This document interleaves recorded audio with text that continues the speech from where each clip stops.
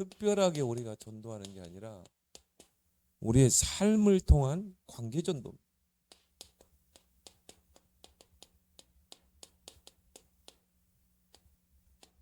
그래서 이 관계 전도에서 중요한 것들이 오늘 데살로니가전서 1장에서 나와 있죠. 그래서 이 전도자의 삶은 관계를 통해서 전도의 문을 여는 것입니다. 그래서 우리 주변에 있는 모든 사람과 좋은 관계를 맺으면서 그 사람의 영적 상태를 분석하고 그리고 믿음과 소망과 사랑의 색깔을 가지고 지속적으로 영적인 싸움을 싸우면서 기도할 때 이제 갈급한 자, 내가 관계하고 있는 사람 중에 갈급한 자가 드러나는 것입니다. 사람이라는 것은 내 일이 잘 풀리고 돈도 잘 벌리고 사업도 잘 되고 건강하고 만사 형통하면 하나님 필요 없어요. 그리고 복음이 필요 없죠. 사람은 갈급할 때 뭔가를 찾으려고 하는 것입니다. 그래서 우리가 좋은 관계를 맺다 보면 이런 갈급한 상태, 하나님 예비된 사람이라면 이런 갈급한 상태를 하나님이 만드시죠. 그래서 뭐 돈을 뺏는다거나 사업이 무너지게 한다거나 몸에 질병이 온다거나 또 여러 가지 문제, 그런 문제가 왔을 때 사람이라는 것은 갈급하면 뭔가를 붙잡으려고 하거든요. 그리고 내가 갈급한 문제를 가지고 있으면 누군가에게 나의 고민을 이야기하려고 하는 것입니다. 누구에게 하겠어요? 그래도 나를 위해서 정말 기도하고 나를 위해 좋은 관계를 맺고 있는. 그래서 여러분이 빈말이라도요, 내가 당신을 위해서 기도하고 있다. 그래서 자꾸 그런 말을 자꾸 이렇게 하세요. 불신자들도. 그러면요, 말 안 해도 굉장히 고마워합니다. 그러면요, 이 사람이 진짜 어려운 문제 오고 갈급하면 누구에게 찾아가겠어요? 여러분에게 온다 이 말이죠. 그때 이제 우리가 그리스도로 답을 주는 거죠. 그래서 전도자의 삶은 관계를 통해서 전도의 문을 여는 것이다. 그래서 우리의 삶을 통해 전도의 문을 여는 것. 그래서 전도가 삶이 되고 삶이 전도가 되는 것. 전도와 삶이 서로 따로 있는 게 아니라 서로 하나로 연결되는 거죠. 그래서 우리가 삶이라고 할 때는 우리의 하루의 일상, 스케줄, 나의 업, 이게 우리의 하나의 삶이잖아요. 우리가 하루를 살 때 일상이 있고 스케줄이 있잖아요. 그 속에서 이루어지는 전도. 전도를 나의 삶 속으로 끌고 들어오는 것. 그게 바로 전도자의 삶이다. 그렇다면 우리가요, 이런 삶 속에서 이런 작은 만남들, 이런 만남을 우리가 소중히 해야 됩니다. 그 속에 하나님이 예비된 자가 있는 것입니다. 지금은 길가바처럼 정말 복음 전하면 완고하게 거부하고 하지만 그 속에 누군가가 말씀의 씨를 뿌렸을 수 있다. 그래서 그 말씀의 씨가 이 사람에게서 자랄 수 있다. 그렇게 해서 어느 순간에 하나님이 그런 문제나 어려움, 갈급함 상태 속에서 복음을 받게 하는 것입니다. 그래서 이 바울도 고린도후서인가요? 씨를 뿌리는 자가 있으면 물을 주는 자가 있고, 그리고 뭡니까? 자라게 하시는 분은 하나님이죠. 그리고 저와 여러분들을 통해서 거두게 하시는 것입니다.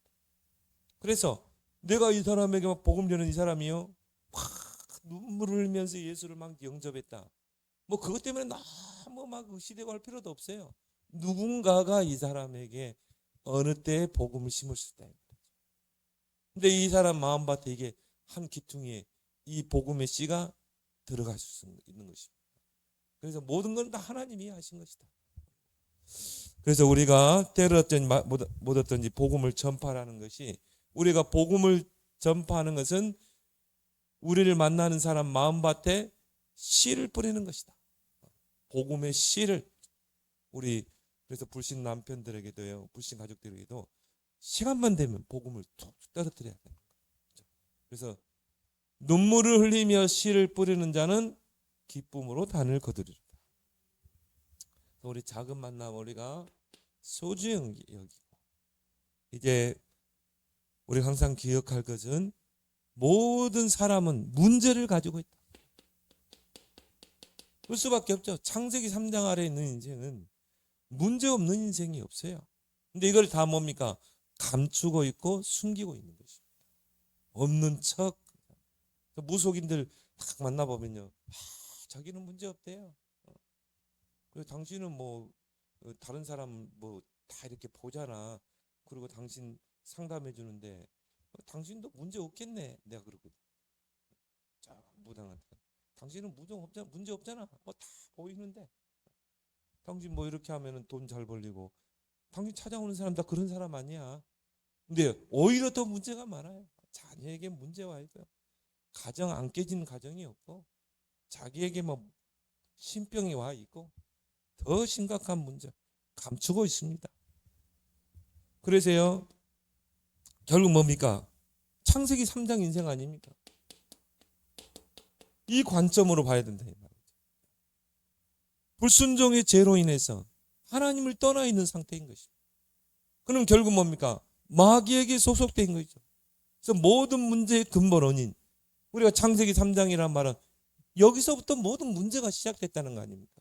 그래서 우리가 만나는 모든 사람에게 창세기 3장으로 정확하게 진단해 주면 되는 거예요. 근데 순서가 이제 사단이 먼저 나오느냐, 하나님 떠난 문제가 먼저 나오느냐, 그거죠.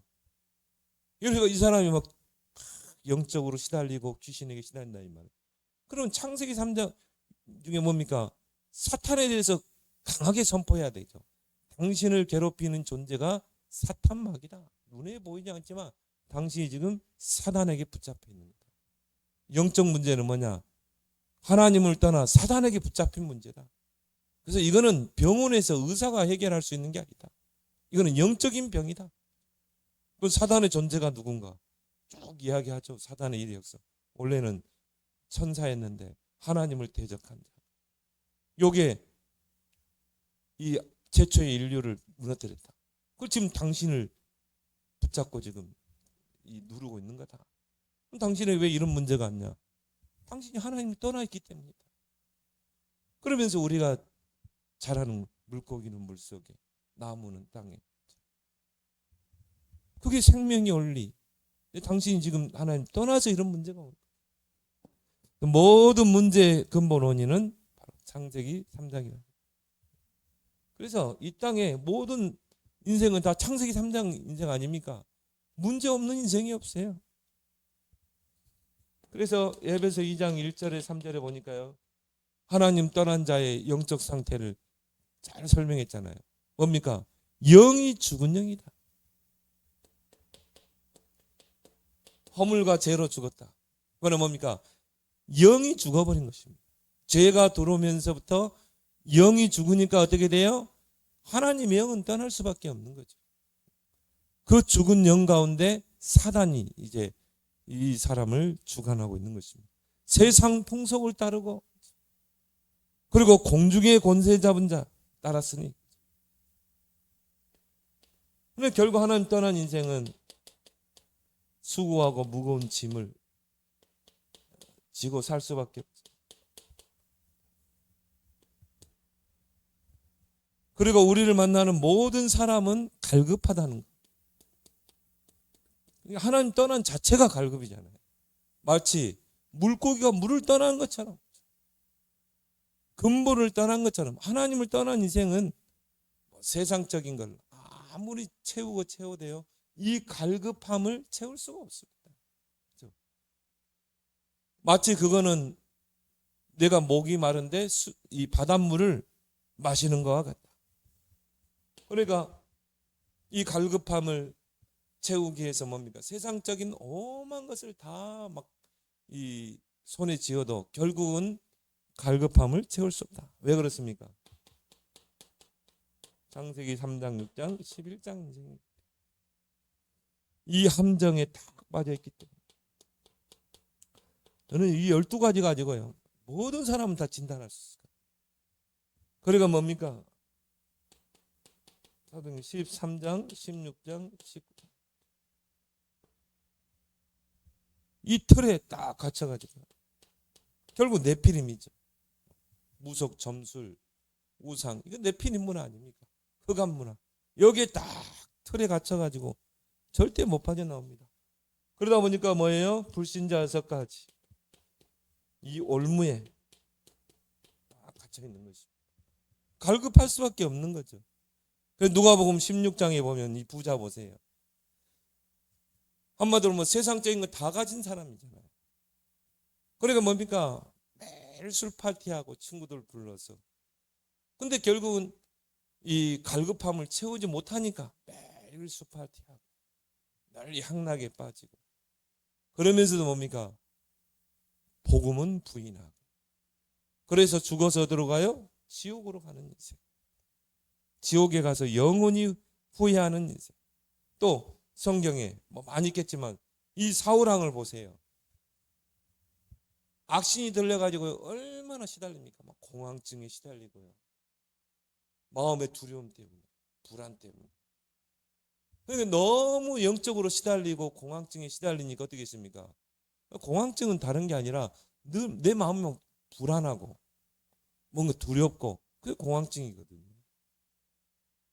그러니까 그 문제를 해결하려고 이 이스라엘의 왕이 변장을 해서 어떻게 했습니까?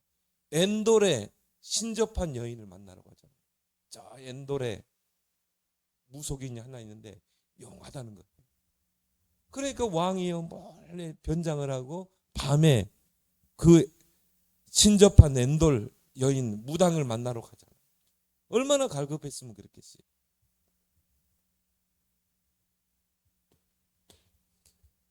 그리고 우리를 만나는 모든 사람은 다 포장하고 있다. 특히 뭡니까? 엘리트들,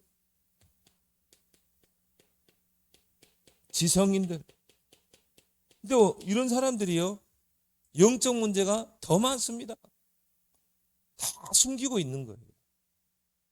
아예 드러나 버리면 우리가 이 사람을 놓고 막 영적 싸움을 싸고 도와줄 수 있는데 이 사람들이 아무 문제 없다는 거예요. 다 포장하고 있고, 지식으로 포장하고, 돈으로 포장하고, 명예, 권력으로 다 포장하고 있잖아요. 이런 사람들이요, 더 악합니다. 이런 사람 정치인들 대보세요. 얼마나 악합니까? 그래서 오히려 이런 사람들이 더 영적 문제가 많다. 요한복음 3장 1절에서 니고데모, 예수님께 밤에 몰래 찾아왔다. 그 니고데모, 성경에 보니까 바리새인이요, 또 유대인의 교사요, 또 관원이요, 공회원이다. 오늘날로 말하면 뭡니까? 국회의원이었다. 그러니까 뭐 명예, 권력, 인기 다 가지고 있죠. 근데 이 사람이요, 뭔가 해결되지 않은 뭔가 갈급함이 있었던 거죠. 그래서 어떻게 했습니까? 밤에 예수님을 찾아왔다. 그러면서 뭡니까? 당신은 이스라엘의 선생입니다. 그러니까 예수님이요, 바로 말하죠. 네가 거듭나지 않으면 하나님 나라 볼 수 없는. 근데 이 말을 이해를 못하는 거예요. 이 영적인 지식에 무지한 것입니다. 거듭났다는 그 말을 이해를 못한다는 거예요. 그러니까 그러면 엄마 뱃속에 들어가서 다시 태어난다는 것입니까? 예수님 그거 아니잖아요. 물과 성령으로 나지 않으면 하나님 나라를 볼 수 없는 거예요. 그러면서 예수님이 그 유명한 하나님이 세상을 이처럼 사랑하사 독생자를 주셨으니 저를 믿는 자마다 멸망치 않고 영생을 얻게 하리라. 자, 다 숨기고 있습니다. 이런 엘리트들이. 그래서 오히려 이런 사람들이 갈급해요. 마태복음 19장 1절에서 22절에 보면 부자 청년 보세요. 예수님 앞에 찾아와 가지고요, 선생이요, 어떤 선한 일을 해야 영생을 얻을 수 있습니까? 그러니까 예수님이 계명을 지켜라. 내가 어릴 때부터 계명을 다 지켰나이다. 그런데 네가 하나 못한 게 있다. 네 소유를 다 팔아서 소유를 다 팔고 나를 따라오너라. 근데 이 사람이요, 재산이 많음으로 근심하며 가니라. 결국 이런 재산이 많고 소유가 많았는데도 뭔가 답을 잡지 못한 거죠. 그러니까 예수님 앞에 찾아왔죠. 결국 이런 것들이 결국 뭡니까? 하나님 앞에 가는데 장애물이 되는 것입니다. 그래서 이 중에 하나님이 예비된 사람이라면 하나님 이걸 다 뺐죠. 왜? 이게 우상이기 때문에, 이게 신이기 때문에. 그래서 예수님이 바리새인들 보고 너희의 신은 배다 그렇죠. 돈 많고 배부르니까 그게 신이에요. 그래서 하나님이 예비된 사람이 이걸 다 뺐고 하나님 부르는 것입니다. 열왕기하 5장 1절에서 14절은 누구? 나만 장군, 아람 땅의 군대 장관이죠. 그러니까 그 아람 땅의 2인자 아닙니까? 왕 밑에 바로 군대 장관. 그럼 백성들이 얼마나 존경하고. 그때 당시에 아람 땅이 강대국이었거든요. 그러니까 이 나만 장군이 군대를 거니러 가면 가는 곳마다 승전보를 울리고 그 이스라엘을 침략해서 그 포로들을 끌고 아람 땅까지 왔잖아요. 근데 그 중에 한 소녀가 나만 장군 집에 노예로 온 것입니다. 붙잡혀 온 것입니다. 그러니까 겉으로 볼 때는요, 막 군복을 입고 무장을 하고 하면 이 백성들이 볼 때는요, 정말 영웅이다, 히어로다. 그런데 집에 오면 어떻게 돼요? 다 벗어야 되잖아요. 몸에 문둥병이 있어가지고 그거를 막 고름을 짜고 그거를 이 소녀가 봤다니까요. 이 소녀가 진짜 전도자의 삶을 살고 있는 거예요. 전도가 삶이 되고 삶이 전도가 돼요. 그래서 내가 왜 이 집에 노예로 왔을까? 내가 왜 붙잡혀 왔을까? 질문을 하는 거죠. 여기 하나님의 절대 계획이 있을 것이다. 그래서 아마 성경에는 안 나왔지만 이 소녀가요, 그 나만 장군의 가문과 가정을 세밀하게 한 분석이 있을 것입니다. 이 집안이 어떤 집안인가? 그리고 사람 분석. 이 나만 장군은 지금 어떤 상태에 있는가? 그 부인, 그와 관계된 가족들, 친척들, 또 거기에 같이 있는 노예들, 종들, 사람 분석이 있겠죠. 근데 나만 장군의 영적 상태가 딱 보이는 거죠. 겉은 화려하지만 속은 뭡니까? 문둥병으로 고통당합니다. 그래서 기도하고 있다가 이 나만 장군에게 답을 주잖아요. 우리 이스라엘 땅에는 엘리사 선지자가 있는데 우리 주인께서 엘리사 선지자를 만나면 그 병이 치유되리라. 이게 전도자의 삶이라는 거죠. 근데 전도자의 삶은요, 막 시간표 아닌데도 무리하게 막 복음을 전해놓고요, 막 앉아보세요, 막 그래가지고 1시간, 2시간 막 그게 아니라는 거죠. 하나님의 시간표를 보면서 성령의 인도 따라서 갈급한 상태가 왔을 때 답을 주는 것이죠. 누구 말대로 이 소녀는 아마 나만 장군의 며느리가 됐을 것이다. 천국 가보면 알겠지만. 그래서 이런 우리 작은 만남들이 이 소중하다는 것입니다. 그래서 우리가 이런 만남들을 도표에 그려놓고 그 영혼을 계속 관리하는 거죠. 그래서 우리가 이 관계 전도에서 중요한 건 무엇입니까?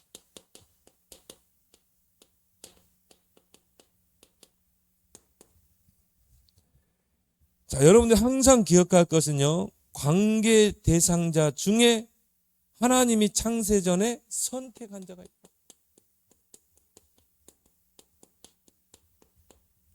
창세 전에 하나님이 선택하신, 구원 주시기로 이미 선택한 자, 이 천지 만물이 창조되기 전에.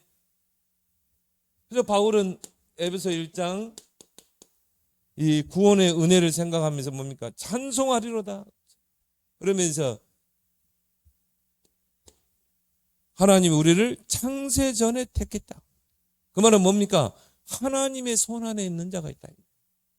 근데 지금은요, 이 사람이 복음을 거부하고 바울처럼 정말 예수 믿는 사람들을 잡아들이고 그런 사람이지만 그 속에 하나님이 택한 자가 있다 이 말이에요. 저와 여러분들도 창세전에 이미 우리를 택하고 하나님의 때가 되니 우리를 부른 줄 믿습니다. 여러분이 그래서 소중한 자인 것입니다. 이미 하나님의 계획 속에 천지가 창조되기 전부터 하나님의 구원의 계획 속에 있었던 자예요. 근데 우리 주변에 이런 사람이 있다니까요. 우리가 관계하고 있는 사람 중에 두 번째 뭡니까? 미리 구원 주시기로 예정된 자가 있다. 그래서 바울은 이 구원의 은혜를 이야기하면서요, 그리스도 예수 안에서 너희를 예정하사. 예정이란 말은 뭐죠? 미리 하나님이 정해놨다는 거죠. 여러분을 구원 주기 위해서 하나님이 정해놓은 자가 있는 것입니다.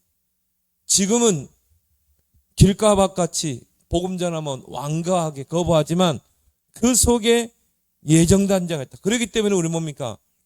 모든 사람과 좋은 관계를 맺으면서 복음의 씨를 뿌려보는 것입니다. 언제 하나님이 이 사람을 결실 맺게 할지 모르거든. 그리고 우리가 관계하고 있는 사람 중에 구원 주시기로 작정된 자가 있다.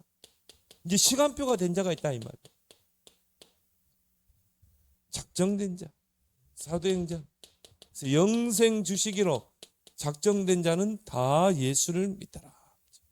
그래서 하나님이 그 시간표를 맞추는데 갈급하게 만들었어요. 그래서 루디아가요, 얼마나 갈급한지.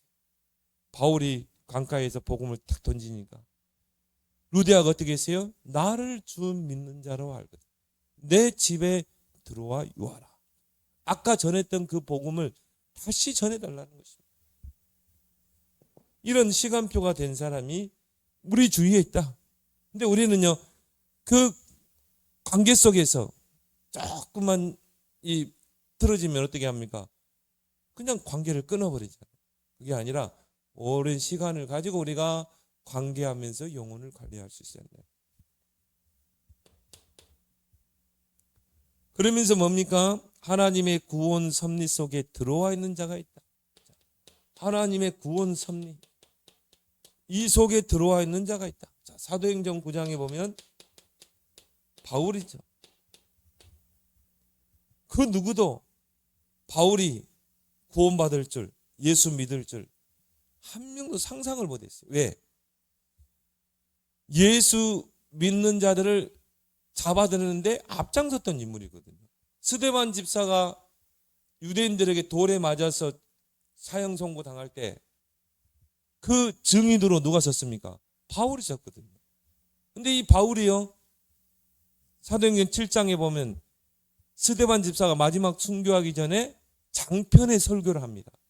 구약을 가지고 그리스도를 증거하고 예언된 그리스도, 그리고 그 그리스도가 예언된 대로 오셨다. 근데 너희가 그 예수를 십자가에 못 박은 거다. 장편의 설교를 하는데 그걸 바울이 다 듣고 있었어요. 그러면서 바울의 마음속에 뭡니까? 이 자는 돌에 맞아 죽어야 돼. 그래서 뭡니까? 제일 먼저 돌을 들었던 그 증인으로 섰던 인물 아니에요. 그리고 저 다메섹에 있는, 소아시아에 있는 기독교인들을 참멸하기 위해서 대제사장으로부터 뭡니까? 그걸 딱 가지고 이제 가는 것입니다. 그렇게 해서 다메섹의 그 지도자에게 그걸 보여주겠죠. 나는 대제사장에게 이런 명령을 받고 온 거다. 이 다메섹 안에 소아시아에 있는 기독교인들을 잡아들이기 위해서 나는 대제사장의 명령을 받고 온 데다. 그걸 가지고 앞장서서 갔던 인물 아닙니까? 그런데 어떻게 했어요? 다메섹 도상에서 그리스도를 만나게 됩니다. 그래서 하나님의 구원의 섭리 속에 있는 자. 근데 이게요, 전혀 의외의 인물이 바로 그 구원의 섭리 속에 들어오는 자일 수도 있다. 우리 주변에. 그래서 우리가 섣불리 판단해서는 안 된다. 선입견을 가지고 저 사람은 아니야. 우리가 그런 선입견을 버리고 우리는 좋은 관계를 맺어야 될 줄 믿습니다. 그래서 우리에게 믿음, 소망, 사랑이 필요한 거죠. 오직 복음에만 반응하는 자. 세 대상자가 있죠. 그래서 우리가 만나는 모든 사람에게 오직 복음으로 대하라는 것이, 오직 복음에만 반응하는 사람이 있다니까. 그게 바로 세 대상자죠. 사도행전 16장 1절에 11절에 15절. 누굽니까? 루디아죠. 갈급한 영혼. 여러분이 만나는 사람이요, 지금 내면에 진짜 여러 가지 문제로 갈급한 상태에 있는 사람이 있다 이 말이죠. 겉으로는 이게 표현을 안 하지만 갈급한 문제를 가지고 여러분을 만나는 사람이 있어요. 그래서 우리가 그리스도의 복음을 딱 증거해야 될 이유가 거기에서 이 사람이 그리스도를 붙잡게 되는 것입니다. 그래서 이 루디아가 바울을 딱 붙잡잖아요.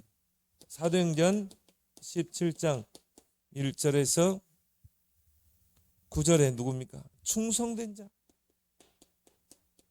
야손과 같이. 그래서 이 야손이 이 데살로니가 지역의 회당에서 복음을 받게 되죠. 근데 이 사람이 얼마나 충성된 자냐면 그 데살로니가 지역에서 복음이 지속적으로 전달돼야 하는데 자기 집을 제공했다니까요. 그래서 야손의 집에서 바울이 가서 그 제자들을 거기서 복음 운동을 하잖아요. 유대인들이 깡패들을 동원시켜서 바울을 잡으려고 할 때 그걸 숨긴 인물이 바로 야손이잖아요. 결국 그것 때문에 유대인들에게 붙잡혔는데 돈을 주고 풀려났잖아요. 이게 재력가인 것 같아요. 이런 충성된 자, 바울을 보호하는 이런 사람은요, 오직 복음에만 반응한다. 그래서 이런 사람들의 특징이 뭡니까? 나름대로 복음은 희미하지만 정말 교회에서 헌신하고, 그래서 교회 중심, 목회자 중심, 그리고 기도 중심, 이런 사람들이 있거든요. 근데 이 사람이 뭔가 하나님을 위해서 나는 충성해야 된다, 이런 중심을 가진, 그래서 충성이란 그 한자가 뭡니까? 가운데 중이 있잖아요. 그 말은 뭡니까? 마음 중심이 바른 사람이 있다. 이런 사람에게는 우리가 그리스도의 복음을 증거할 때 이 아볼로와 같이, 그렇죠? 아볼로는 그 세례 요한의 세례만 알았다고 그랬잖아요. 그리고 성경에 능통한 자예요. 근데 세례 요한의 그 세례만 알고 있었다. 복음을 몰랐던 것이죠. 거기에 브리스길라가 복음을 전하니까 이 사람이, 아볼로가 충성된 이 전도자로 바뀌게 됐죠. 18장 1절에 4절은 누굽니까? 사명자. 이 사람은 아주 준비된 사람이죠. 바로 로마에서 온 나그네. 오순절 날에 15개 나라에서 경건한 유대인들이 이 오순절 적기 위해서 예루살렘 왔잖아요. 그 중에 거기에 보니까 로마에서 온 나그네, 바로 브리스길라 아굴라죠. 거기에서 베드로를 통해서 복음을 받은 것입니다. 그 안진뱅이가 나사렛 예수 그리스도 이름으로 일어난 것을 본 거예요. 거기서 복음을 받고 로마로 간 거죠. 로마에서 복음운동 펴다가 고린도로 온 거죠. 추방당해서. 그러니까 이미 복음 받았지, 이미 전도자의 삶을 살고 있었지. 그러다가 바울을 만난 거죠. 그러니까 바울이 복음을 딱 전했겠죠. 그러니까 이게 딱 반응을 보이는 것입니다. 이미 예비된, 이미 준비된 제자. 그래서 이런 사람에게는 오직 복음에만 반응을 보이는 자가 있다. 그리고 여섯 번째, 하나님의 시간표, 지금 시간표가 된 자. 이 사람은 여러분이 복음을 전하기만 하면 바로 이 복음 속으로 들어오게 돼 있어요. 지금 시간표가 된 자. 그래서 아까 말했던 루디아, 이제 시간표가 된 자죠. 근데 바울이 타이밍을 잘 맞춘 거죠. 그래서 영세 로마서 16장에 보니까 영세전에 감춰졌다가 계시로 드러낸다. 누구에게 드러내겠습니까? 정말 이 사문을 중심으로 전도자의 삶을 사는 자. 그리고 삶을 통해 관계 전도하는 자. 그래서 이런 관계 전도에서 중요한 6가지를 여러분이 잘 보고요. 이제 우리는 항상 할 것 3가지.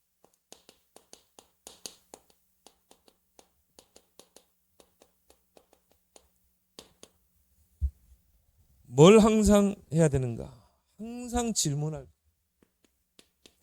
여러분이 관계 대상자를 놓고 기도하면서 항상 질문해야 됩니다.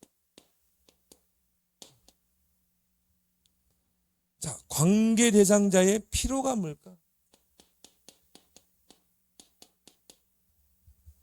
내 주변에 있는 모든 사람과 좋은 관계를 맺으면서 이 사람에게 진짜 필요한 게 뭘까?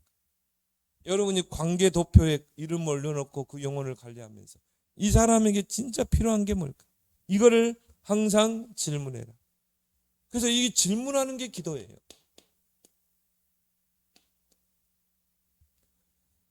그러면서 뭡니까? 어떤 도움을 줘야 되는가? 우리가 관계 맺다 보면 그 전도 대상자의 그런 형편을 딱 보게 되잖아요. 내가 이 사람에게 어떤 도움을 줘야 될까? 또 이 사람의 고민이 뭘까? 숨기고 있는데 우리가 이게 얼굴 남만 봐도 이 사람이 어떤 고민이 있는가? 고민이 있구나. 감춰두고 있구나. 딱 보면 알잖아요. 그래서 이 3가지를 늘 질문해라. 관계 대상자의 필요가 뭘까? 어떤 도움을 주어야 할까? 이 사람의 고민이 무엇일까? 그래서 바울이요. 사도행전 3장 4절에 요한으로 더불어 성전에 기도하러 가다가 그 안진뱅이를 딱 본 것입니다. 그 전에는 그냥 지나가면서 그냥 불쌍한 인생, 구제 대상자, 도와줘야 육신적으로 도움이 필요한 자. 안진뱅이니까 뭐 스스로 그 성전 미문까지 올 수 없잖아요. 누군가 업어다가 그 자리에 둬야 돼. 또 이 사람이 할 수 있는 거는 구걸밖에 할 수 없어요. 그 사람이 뭐 직장을 다니겠습니까? 없죠. 그러니까 할 수 있는 게 구걸이죠. 그러니까 뭐 음식도 갖다 주고 돈도 갖다 주고 그랬겠죠. 그리고 밤 되면 또 뭡니까?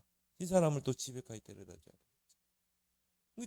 항상 바울이 성전에 기도하러 갈 때마다 봤던 인물이에요. 근데 그때는 이제 구제 대상자요, 육신적인 도움이 필요한 사람인데 딱 어느 날 이게 딱 보이는 것입니다.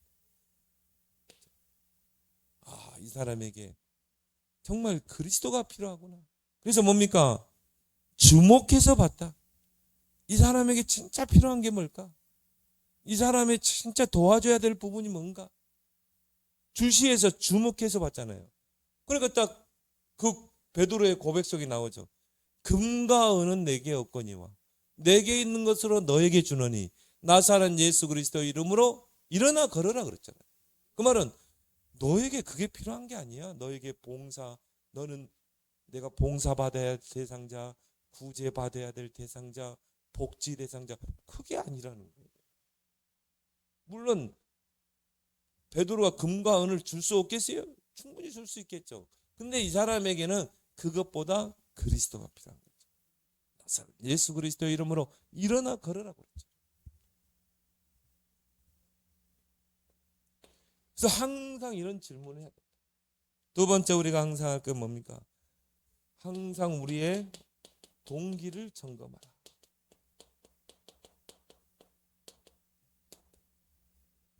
그래서 오늘 본문에 우리가 읽은 본문에 우리가 가져야 할 동기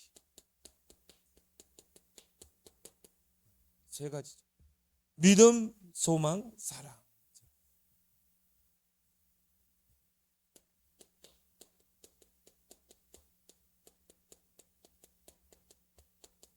내가 이 사람을 놓고 기도하고 좋은 관계를 맺고 하면 반드시 하나님이 성령으로 역사하신다.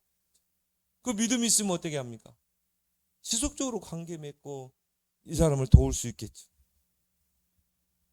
그리고 뭡니까? 소망 중에 인내하고. 그런 소망이 있으면 인내할 수 있는 것입니다. 때로는 우리가 관계하고 있는 사람이 나를 힘들게 할 수도 있고, 나에게서 거리를 두려고도 하고, 피하려고도 하고, 그럼에도 불구하고 뭡니까? 소망이 있으면 인내할 수 있고, 사랑의 수고도 기꺼이 할 수 있는 것이다. 근데 바울이 가장 많이 썼던 게요, 세 가지죠. 믿음, 소망, 사랑. 그 중에 제일은 사랑이라. 그러면서 오늘 데살로니가전서 1장 5절에 자, 우리 애가 복음이 말로만 복음이 돼서는 안 된다는 거죠.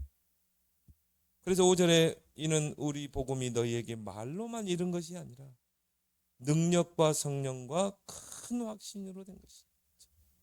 자, 말로만 복음이 아니라 성령의 능력의 복음, 큰 확신의 복음. 한 영혼을 하나님께로 인도할 때요, 우리가 복음을 전달하고 하잖아요. 우리가 기도하고 성령을 의지해야 될 이유가 여기 있는 것입니다. 그러면서 오늘 데살로니가전서 1장 7절 8절 반드시 우리가 신앙의 본을 보여야 된다. 왜? 우리가 관계하고 있는 나를 알고 있는 모든 사람들은 나의 삶을 보기 때문에. 그래서 오늘 7절 8절에 그러므로 너희가 마게도냐 아가야에 있는 모든 믿는 자의 본이 되었느니라. 그리고 8절에 보니까 마게도냐와 주의 말씀이 너희에게로부터 마게도냐와 아가야에만 들릴 뿐 아니라 하나님을 향하는 너희 믿음의 소문이 각처에 퍼졌으므로 우리는 아무 말도 할 것이 없느니라. 신앙의 본을 보이라. 그래서 이것만큼 이 확실한 전도는 없잖아요. 그래서 보디발이 요셉이 하나님이 함께 하시고 이 요셉을 통해서 형통케 된 것을 봤다고 그랬거든요. 그 증이 늘어서는 것입니다. 우리가 항상 점검해야 될까?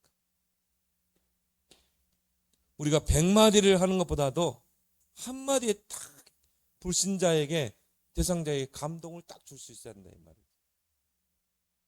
항상 사모는 우리가 관계 전도에 승리하려면 항상 사모는 이것이 우리의 중심축이 돼야 된다. 그래서 여러분 주변 사람과 좋은 관계를 맺고 이 사람 놓고 기도하면서 오늘의 말씀을 딱 받으면요, 이 오늘의 말씀을 필요한 사람이 누굴까? 반드시 대상자 속에 나오게 돼 있는 것입니다. 어떻게 전달할까? 나오게 돼 있죠.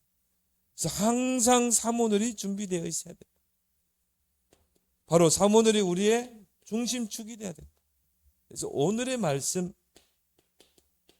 말씀을 가지고 우리가 하루를 사는 것입니다. 베드로전서 3장 15절에